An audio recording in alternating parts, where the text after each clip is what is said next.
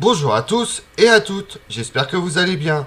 Aujourd'hui, nous allons évoquer la basilique Sainte-Sophie, monument qui est reconnu comme un chef-d'œuvre d'art et d'architecture, mais qui est un lieu chargé d'histoire, selon les nombreux lieux et personnages qu'elle a vu passer, entre Justinien à Mehmed II, Empire ottoman, en passant par les croisés de 1204 avec la 4e croisade. Vous voulez en connaître plus sur Sainte-Sophie? Venez avec moi.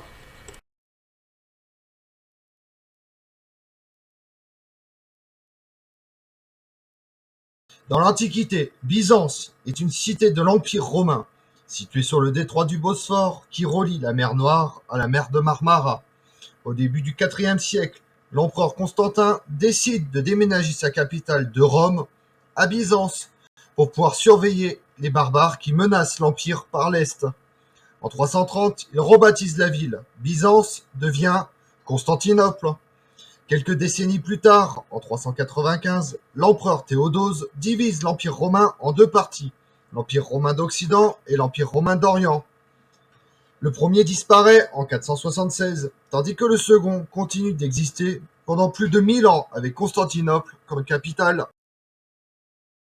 Constantin, premier empereur romain à s'être converti au christianisme, veut que sa capitale soit un modèle pour toute la chrétienté. Il fait donc construire à Constantinople, sur les ruines d'un ancien temple d'Apollon, une basilique qu'il nomme Sainte-Sophie. Elle est détruite par un incendie en 404, mais elle fut reconstruite en 415 par l'empereur Théodose II qui lui redonne un plan basilical classique. Cependant, elle est à nouveau brûlée en 532. Loin d'être découragé par ce funeste événement, l'empereur Justinien entreprend immédiatement de faire renaître Sainte-Sophie de ses cendres, plus belle et plus majestueuse encore. Pour cela, il fait appel à 10 000 ouvriers et à 2 architectes de renom, le mathématicien Artémus de Tralles et le physicien Isidore de Milet. 5 ans et 10 mois plus tard, la mission est accomplie.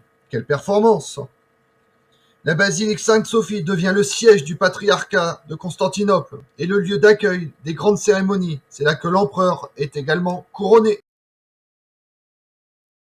La basilique Sainte-Sophie est construite selon un plan en croix grecque, dont les branches ont toutes la même taille. Elle est surmontée au centre d'une immense coupole de 30 mètres de diamètre. Si l'extérieur reste assez sobre, l'intérieur est époustouflant par la richesse de ses décors.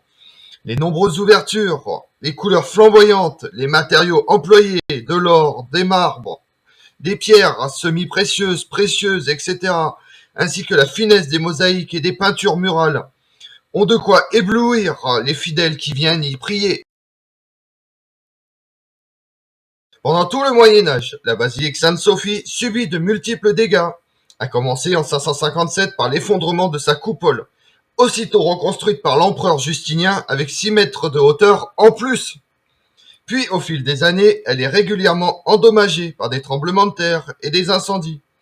En 1204, lorsque la ville est mise à sac par les chrétiens d'Occident lors de la 4e croisade, la basilique est complètement pillée. Mais après chaque incident, les empereurs mettent toujours autant de patience à remettre Sainte-Sophie sur pied. En 1453, lorsque Constantinople est prise par le sultan Mehmed II de l'Empire ottoman, il ordonne alors que la basilique soit transformée en mosquée. Les peintures murales et les mosaïques représentant des scènes chrétiennes sont recouvertes de lait de chaux ou dissimulées sous de grands tissus. Et de nombreux éléments architecturaux musulmans viennent se greffer sur l'édifice. Comme on l'a vu, à travers son histoire, la basilique Sainte-Sophie a connu différentes évolutions et changements pour arriver à sa version actuelle. La basilique a survécu à la chute de l'Empire romain d'Orient et au passage des Ottomans, puis aux guerres mondiaux, pour se dresser toujours fièrement dans l'actuel Istanbul. Je vous remercie d'avoir suivi cette vidéo en ma compagnie. Si vous voulez connaître mes autres vidéos, retrouvez-moi sur ma chaîne YouTube, Tout sur l'Histoire avec Damien, et ma page Instagram, Histoire Damien. Et pensez à liker, commenter et vous abonner. Je vous remercie à tous.